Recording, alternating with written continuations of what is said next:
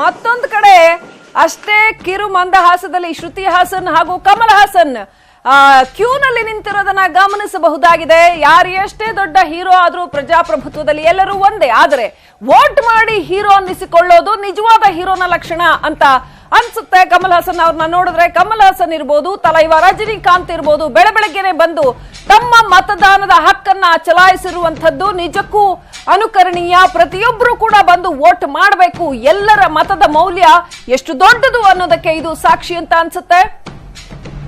ಇನ್ನು ಈ ಕಡೆ ಕೊರಟಗೆರೆನಲ್ಲಿ ಡಾಕ್ಟರ್ ಜಿ ಪರಮೇಶ್ವರ್ ಪತ್ನಿ ಸಮೇತರಾಗಿ ಬಂದು ವೋಟ್ ಮಾಡಿದ್ದಾರೆ. ಆ ಕಡೆ ರಜನಿಕಾಂತ್ ವೋಟ್ ಮಾಡಿರ್ತಕ್ಕಂತ ದೃಶ್ಯಗಳನ್ನ ನೀವೀಗ ನೋಡ್ತಾ ಇದ್ದೀರಿ.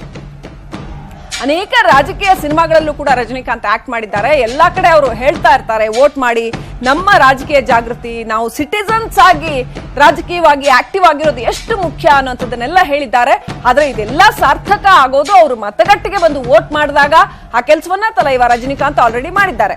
ಮತ್ತೆ ಇದೀಗ ಕ್ಯೂನಲ್ಲಿ ಕಮಲ್ ಹಾಸನ್ ವೋಟ್ಗೋಸ್ಕರ ನಿಂತಿರ್ತಕ್ಕಂಥದ್ದು, ವೋಟ್ ಮಾಡೋದಕ್ಕೋಸ್ಕರ ನಿಂತಿದ್ದಾರೆ.